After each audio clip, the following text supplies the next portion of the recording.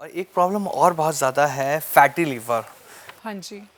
कुछ लोग ये कहते हैं कि यार जो ज़्यादा ड्रिंक कर रहा है ना उससे फैटी लीवर होगा, और बट कुछ ऐसे हैं जिन्होंने आज तक ड्रिंक को हाथ नहीं लगाया उन्हें भी फैटी लीवर आ जाता है। वो टेस्ट कराने गए तो डॉक्टर ने कहा भाई फैटी लीवर है तेरा, तो डाइट पे ध्यान दे। तो फैटी लीवर क्यों हो रहा है, कौन से डाइट हम गलत ले रहे हैं, पहला। दूसरा, अगर हो गया है फैटी लीवर तो किस डाइट से हम ठीक कर सकते हैं, क्योंकि आप ही बता सकते हो। सो फैटी लिवर जो आपने बताया है दो टाइप का होता है, एक होता है अल्कोहलिक फैटी लिवर, दूसरा होता है NaFL, non alcoholic fatty liver. और वो अल्कोहल की वजह से नहीं होता क्लियरली, वो हमारे डाइट और लाइफस्टाइल की वजह से ही होता है। तो उसको ठीक करने के लिए भी डाइट और लाइफस्टाइल को ही ठीक करना पड़ेगा। मतलब ओवरऑल अगर हम बहुत ज़्यादा प्रोसेस्ड जंक फूड खा रहे हैं, फिजिकल एक्टिविटी हमारी उतनी उस लेवल की नहीं है, तो इसीलिए आजकल नॉन अल्कोहलिक फैटी लिवर के केसेस बहुत ज़्यादा बढ़ गए हैं इन कंपैरिजन टू अल्कोहल की वजह से जिनको होता था। तो ये कहना जो हम पहले के ज़माने में कहते थे कि ज़्यादा अगर हम अल्कोहल लेंगे तो उससे हमारा लिवर पे ख़राब असर पड़ेगा, वो तो हो ही रहा है। बट जो लोग जो अल्कोहल नहीं लेते उनका भी लिवर ख़राब हो रहा है। वो हाईली प्रोसेस्ड और हाईली स्पेशली वही ट्रांस फैट और सैचुरेटेड फैट की वजह से बहुत ज़्यादा हो रहा है। तो डाइट को ठीक करना, फ्रेश रॉ सब्जियां खाना और फिजिकल एक्टिविटी का बहुत बड़ा रोल है इसमें, इंपॉर्टेंट हो जाता है। एक्चुअली आप देखोगे कि हमारे सारे क्वेश्चंस में ये दो चीज़ें तो फिक्स्ड रहती हैं कि एक्सरसाइज करनी है, क्योंकि अल्टीमेटली एक्सरसाइज है हर सवाल का आंसर। फिट वही रखेगी, वो चाहे हम अपनी फिजिकल फिटनेस की बात करें या मेंटल हेल्थ की बात करें, दोनों में ही है। True. और किसी भी तरह की एक्सरसाइज, आई एम नॉट से एक्सरसाइज का मतलब ये नहीं कि जिम जाने के जो एक्सरसाइज होती है, एक्सरसाइज का मतलब है, तभी मैं बार बार फिजिकल एक्टिविटी कह रही हूँ, मैं एक्सरसाइज नहीं कह रही हूँ। फिजिकल एक्टिविटी तो गेम खेल कर भी हो जाती है, घर में बैठकर इंडोर गेम नहीं, आउटडोर गेम खेल कर भी होती है, साइकिल चलाने से भी होती है, स्विमिंग करने से भी हो जाती है, आप वॉकिंग कर लेते हो, अगर ब्रिस्क वॉक करते हो उससे भी हो जाती है, रनिंग जॉगिंग से भी हो जाती है। मगर वो बहुत ज़रूरी है, तो दिन का कम से कम 30 मिनट्स टू 1 आवर हर किसी को देना ही चाहिए। ये इम्पोर्टेंट हो गया बहुत सारा। हाँ बिल्कुल। मुझे आपसे एक चीज़ और पूछनी है। बहुत सारे लोग, लगभग सभी को ट्रैवल तो करना ही पड़ता है। जब ट्रैवल कर रहे होते हैं, मान लीजिए घर पर हैं, डाइट कॉन्शियस हैं, बिल्कुल ये ही खाना है। बाहर ट्रैवल कर रहे हैं, डाइट खराब कुछ भी खाना पड़ जाता है। फिर उसको कॉम्पनसेट करने के लिए क्या इंटेंस वर्कआउट करने की ज़रूरत पड़ सकती है? फिर उसको कॉम्पनसेट कैसे करें, अपने आप को हेल्दी कैसे रखें? नहीं, आई थिंक कॉम्पनसेट वर्ड तब आएगा अगर हम पहले काम बहुत ख़राब कर देंगे। अच्छा तो मैं ये सजेस्ट करूँगी कि हम पहले काम इतना ज़्यादा ख़राब ही ना करें कि बाद में हमें उसको कॉम्पनसेट करना पड़े। बैलेंस मेंटेन करके चलें। अगर हम ट्रैवल कर भी रहे हैं, हर कोई हर रोज़ तो ट्रैवल नहीं कर रहा, अगर महीने 2 महीने में अगर आपको 2-3 दिन के लिए बाहर जाना पड़ भी रहा है तो आप थोड़ा बैलेंस्ड रहो। और अगर अदरवाइज आपका पूरा लाइफ स्टाइल सब कुछ अच्छा है तो 2-3 दिन से कुछ नुकसान नहीं हो जाएगा। 2-3 दिन मेक और ब्रेक नहीं करेंगे आपकी लाइफ को, इतना इनफैक्ट बॉडी को आदत होनी चाहिए। क्योंकि जब आप ट्रैवल भी कर रहे हो, अगर आप अपना हाइड्रेशन का ध्यान रख रहे हो, पानी वानी अच्छे से पी रहे हो, अच्छे तरीके से खा रहे हो, चल फिर रहे हो, सब कुछ कर रहे हो, तो 2 दिन में कुछ नुकसान नहीं होगा। तो वापस आकर अगर हम कहें कि हमें एग्रेसिव वर्कआउट करना है तो उससे फ़ायदा नहीं होगा। धीरे धीरे अगर लेट से आपका बाहर जाने की वजह से 1-2 किलो बढ़ भी गया तो वो वापस आके हफ्ते 2 हफ्ते में मेंटेन हो जाएगा। जैसे आप अपने लाइफस्टाइल पे वापस आओगे वो हो जाएगा मेंटेन। एक चीज़ और है कि जब जिम लोग जाते हैं, वर्कआउट वगैरह शुरू कर लेते हैं, तो एक चीट डाइट आ जाती है, चीट डे आ जाता है बीच में। चीट डे पे कितना चीट करना है? देखो, मुझे लगता है चीट करो ही मत अपने साथ। अच्छा उसको अपने आप को ट्रीट करो। ओके। तो चीट डे मत कहो, क्योंकि आपको लगेगा आप कुछ गलत कर रहे हो। चीटिंग थोड़ा नेगेटिव वर्ड है ना, तो अगर आप कुछ एंजॉय करना चाहते हो तो उसको नेगेटिव फ्रेम मत करो, उसको पॉजिटिव फ्रेम करो। बोलो ट्रीट डे आज मेरा, तो आज मुझे ट्रीट करना है अपने आप को। आप वीक में, जैसे मैंने बताया, मेरा रूल है 1 मील मेरा बाहर से होता ही है, तो वो मेरा तरीका है खुद को ट्रीट करने का। तो आप उसको पहले से प्लान करके रखो कि हाँ इस बार मैंने, जैसे मान लो अगर आप संडे ट्रीट करते हो, संडे आज मैंने ब्रेकफास्ट में छोले भटूरे खाने हैं, इस बार प्लान करके चलो तो आप पूरा कॉन्शियस रहोगे। संडे का वेट करोगे, जब संडे आएगा आप छोले भटूरे खाओगे, आप उसको इंजॉय करोगे, उसमें इंडल्ज करो, रिग्रेट मत करो। लोगों को ना ये प्रॉब्लम होती है कि खाएंगे भी और कोसेंगे भी, साथ साथ खा रहे हैं, ओहो अब तो मैं मोटी हो जाऊंगी, अब तो मेरा फैट बढ़ गया। अरे अब तो फिर बढ़ जाएगा फैट, ऐसे करके हम करेंगे तो उसको नेगेटिव एनर्जी मत दो, उसको पॉजिटिव एनर्जी के साथ ही खाओ कि ओ यस आई एम एंजॉइंग, आज मैं छोले भटूरे एंजॉय कर रही हूँ, आज मुझे बहुत मज़ा आ रहा है, इट्स सो टेस्टी, उसको एंजॉय करो, तभी आप उसको माइंडफुल होके खा पाओगे और उसको ज़्यादा अच्छे से एंजॉय भी करोगे। ओके। मैम पहले ना लड़कों में होता था कि यार बॉडी बनानी है, ठीक है, आज की डेट में लड़कियों में भी ये क्रेज़ बहुत ज़्यादा देखने को मिल रहा है कि मुझे भी बॉडी बनानी है। पहले लड़कियां जो करती थी योगा वगैरह करना, नॉर्मल रनिंग वगैरह, बट अब जब से वो जिम करने लगी है ना, कुछ वो लड़कियां जिन्हें बॉडी बिल्डिंग करनी है, वेट लिफ्टिंग करनी है, तो वो स्टेरॉइड पे जाती हैं, स्टेरॉइड लेती हैं, प्रॉपर लड़कियां भी ले रही हैं। तो लड़कियों के लिए कितना हार्मफुल है स्टेरॉइड लेना, क्या उन्हें बंद कर देना चाहिए? अच्छा, लड़कियां भी स्टेरॉइड्स ले रही हैं आजकल? बहुत ये ज़्यादा मुझे- एक्चुअल में बहुत है। मेरी खुद अपनी फ्रेंड्स हैं जो बॉडी बिल्डिंग कर रही हैं, वो स्टेरॉइड लगातार ले रही हैं क्योंकि उसके बिना बॉडी नहीं बन सकती प्रॉपर। तो इसमें एक ही लाइन में बहुत सारे बहुत सारे मिथ्स थे। पहली बात, स्टेरॉइड्स सिर्फ लड़कियों को नहीं, किसी को भी नहीं लेना चाहिए, लड़कों को भी नहीं लेना। स्टेरॉइड्स तो खराब है ही है, मतलब उसको तो किसी को भी नहीं लेना चाहिए। और दूसरी बात, सिर्फ स्टेरॉइड से बॉडी बनती है ये सच नहीं है। स्टेरॉइड से वो टेम्परेरी पंप आ जाएगा, वो टेम्परेरी कट्स दिखेंगे, मगर वो हेल्दी नहीं है। अल्टीमेटली वो सस्टेन नहीं करेगा, आपकी बॉडी गंदा क्रैश करेगी उसके बाद। तो वो किसी के लिए भी सही नहीं है, किसी को भी नहीं लेना चाहिए। और अगर आप बेसिकली प्रोटीन रिच डाइट लोगे और अच्छा एक्सरसाइज करोगे तो आपकी जो भी आपका गोल है वो आपको पूरा होगा ही होगा। वैसे मुझे ये जान के बहुत खुशी हुई कि हाँ, मतलब लड़कियां भी बॉडी बिल्ड करना चाह रही हैं, मतलब मसल्स बिल्ड करना चाह रही हैं। अब कुछ लड़कियों को लगता है कि शायद प्रोटीन लेने से हम एकदम मैनली हो जाएंगे, मैस्कुलिन हो जाएंगे। वैसा नहीं है, आपकी बॉडी में वो प्रोजेस्टेरॉन, वो हार्मोन्स ही नहीं है कि आप वैसा हो जाओ। बस आपकी मसल्स डिफाइन हो जाएंगी, which is good for you, you will be more strong.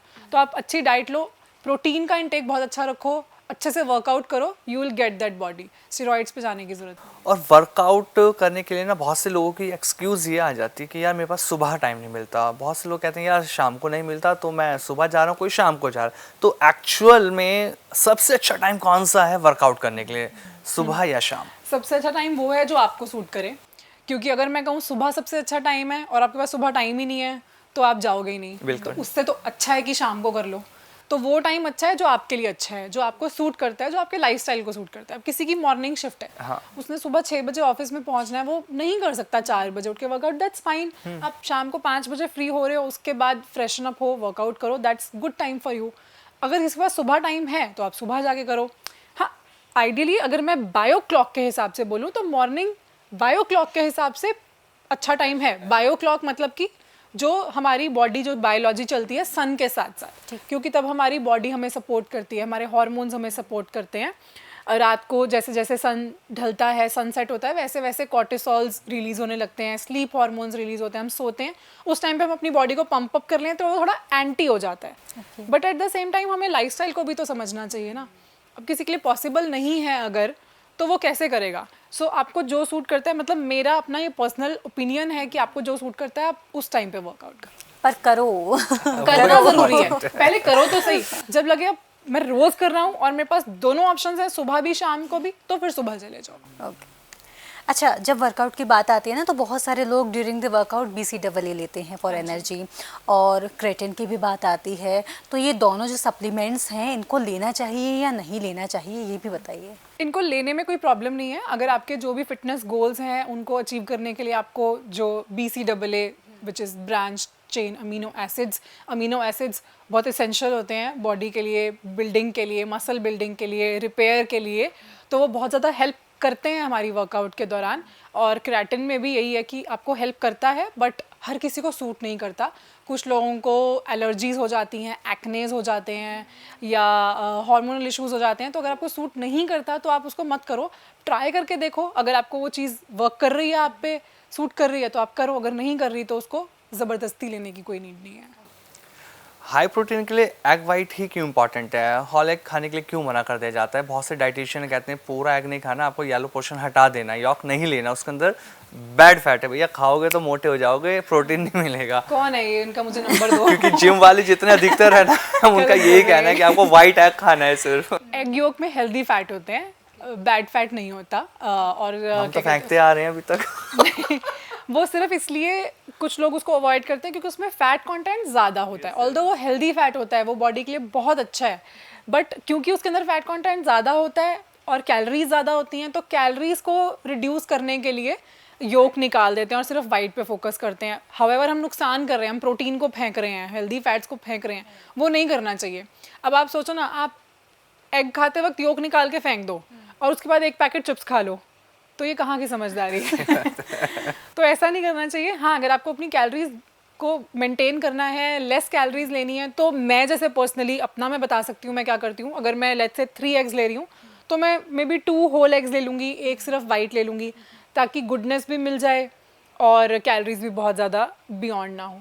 तो वो डिपेंड करेगा आपकी रिक्वायरमेंट कितनी है। अगर आपकी बॉडी को ज़्यादा फैट, ज़्यादा कैलोरीज की नीड है तो आप पूरा होल एग खाओ, उससे ज़्यादा न्यूट्रिशियस कुछ नहीं हो सकता। मैम, हेयर फॉल को लेकर बात कर लेते हैं थोड़ा सा। हेयर फॉल को लेकर भी ना प्रॉब्लम लगातार बढ़ती जा रही है। पहले लगता था कि यार सिर्फ लड़कियों को ये प्रॉब्लम हो रही है, बट अब लड़कों को भी हो रही है। कम एज में गंजे होने शुरू हो जा रहे हैं, बाल उड़ने लगातार शुरू हो जाते हैं। तो हेयर फॉल क्यों हो रहा है? लड़कों में भी बहुत ज़्यादा, लड़कियों में भी हो रहा है। इसको हम कैसे रोक सकते हैं? क्या कोई ऐसी टिप्स आप देना चाहें इसके लिए?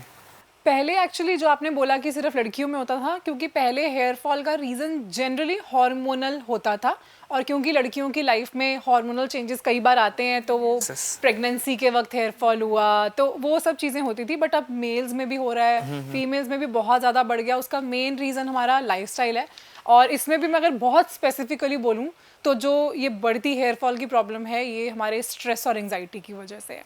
आप देखोगे तो हर रोज़ हमारा स्ट्रेस जो है वो बढ़ते जा रहा है, और उसके हिसाब से हमारी जो नींद है वो कम हो रही है। बिल्कुल। पहले 7-8 घंटे सोना नॉर्मल होता था।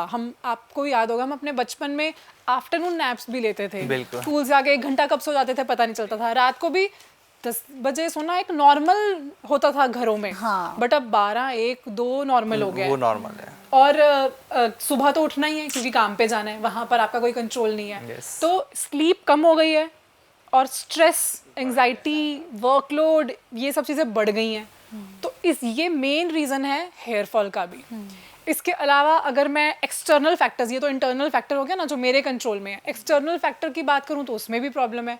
पॉल्यूशन, डस्ट, पानी में जो पॉल्यूटेंट्स हैं वो सब इतने बढ़ गए हैं कि हम उसी पानी से सर धो रहे हैं, तो ऑफ कोर्स वो हेयर फॉल को लीड करेगा ही करेगा। Earlier it use to be better, environment cleaner था, सब चीज़ें थी। अब वो भी चीज़ें जो हैं वो ख़राब ही हो रही है, डिप्लीट हो रही हैं दिन बाय दिन, डे बाय डे। तो इसलिए भी वो भी एक रीज़न है हेयर फॉल का। थर्ड, हमारी डाइट, हमारा लाइफस्टाइल, वो सब चीज़ों की वजह से भी हेयर फॉल है। पहले, अब हम प्रोसेस्ड बहुत ज़्यादा खाते हैं। पहले बचपन में याद करो कि कितनी बार, तब तो जोमेटो स्विगीज थे ही नहीं, कितनी बार बाहर से खाना आता था वर्सेस नाउ। अब कितना ज़्यादा हमारा packaged food consumption, processed food consumption कितना बढ़ गया। तो इतने जो ड्रास्टिक चेंजेस आए हमारी लाइफ में, तो हेयर फॉल उसी की वजह से ही है। तो इसको रोकने के लिए हम क्या क्या खा सकते हैं? हेल्दी डाइट क्या है? हेल्दी डाइट में मेन ओवरऑल डाइट पे प्रोटीन को अच्छा करना होगा। ओमेगा 3 बालों के लिए बहुत ज़्यादा ज़रूरी है। बाकी जो वाइटामिन रिच फूड्स जो होते हैं, वेजिटेबल्स, फ्रूट्स वगैरह हो गए, न्यूट्रिशियस मील्स, फ्रेश फूड्स खाएं, होल ग्रेन्स खाएं, ये सारी चीज़ें जो अल्टीमेटली हमारे स्किन के लिए, हमारे बालों के लिए अच्छी है। सप्लीमेंट्स भी आते हैं, या फिर हम बायोटिन जैसे ले सकते हैं नेचुरल फूड्स के थ्रू या सप्लीमेंट्स के through. But healthy diet can only help. And plus इसके साथ आई वुड से हाइजीन भी एक बहुत बड़ा रोल प्ले करता है, बालों का हाइजीन। और क्योंकि जैसे अगर हम लेट्स से वर्कआउट करके आए हैं, स्वेटिंग होती है बहुत ज़्यादा, तो उसके बाद प्रॉपर हम रेगुलर अपने बालों को क्लीन रखें, so that will also prevent hair fall. एक ना लड़कियों को ये बहुत ज़्यादा होता है, विमेंस में बहुत ज़्यादा, अब ये कन्फ्यूज़न ही है, इसलिए आपसे पूछ रही हूँ कि ड्यूरिंग द पीरियड्स वर्कआउट करना चाहिए या नहीं करना चाहिए, या उस टाइम हमें रेस्ट करना चाहिए, क्या करें? हर लड़की की बॉडी अलग होती है। तो कुछ लड़कियां हैं जो अपने फर्स्ट डे पे भी फुल एक्सरसाइज कर रही होती हैं, या उनको कभी पेन ही नहीं होता, क्रैम्प्स ही नहीं होते, नॉर्मल होता है। कई लड़कियों के इतना बुरा हाल होता है कि वो बेड से भी नहीं उठ सकती। तो इन दोनों टाइप्स के लिए एक आंसर तो नहीं होगा। डिपेंड करता है आपकी बॉडी आपको कितना अलाउ करती है। ठीक है। अगर आपको कुछ नहीं होता, अगर आपकी साइकिल्स एकदम नॉर्मल है, आपको पेन फ्री पीरियड्स होते हैं, तो आप जाओ, आप एक्सरसाइज करो। बट एक्सरसाइजेज में बस थोड़ा 1-2 चीज़ों का ध्यान रखना है कि इन्वर्जन्स नहीं करने, जैसे हेड स्टैंड वगैरह होता है, वो सब चीज़ें नहीं करनी, बट आप एक्सरसाइज करो। अगर आप वर्कआउट नहीं कर सकते तो आप जेंटल योगा कर सकते हो। इनफैक्ट कुछ योगा आसन्स हैं जो पीरियड्स में बहुत हेल्प करते हैं, क्रैम्प्स में बहुत हेल्प करते हैं, पेल्विक एक्सरसाइजेज होती हैं, बटरफ्लाई पोज, ये सब बहुत अच्छा करता है, ब्लड फ्लो को रिलीज़ करता है। और कुछ लोगों के लिए जो योगा भी नहीं कर सकते, जो बेड से उठ ही नहीं पा रहे हैं, उनके लिए मेरे सिर्फ ये सजेशन होगी कि आप चाहे बेड पे अपने काउच पे कंफर्टेबल होके just do something so that आपकी बॉडी ना स्टेगनेंट ना हो, ओके क्योंकि वो आपके क्रैम्प्स को और बढ़ाएगा, खराब करेगा। ठीक है। तो स्ट्रेचिंग कर ली बैठे बैठे या एक जगह पे खड़े होकर, सिंपल स्ट्रेचेस कर लिए, और कुछ नहीं तो डीप ब्रीदिंग एक्सरसाइजेस कर ली, उससे भी आपका जो फिजिकली मेंटली बहुत हेल्प मिलेगी।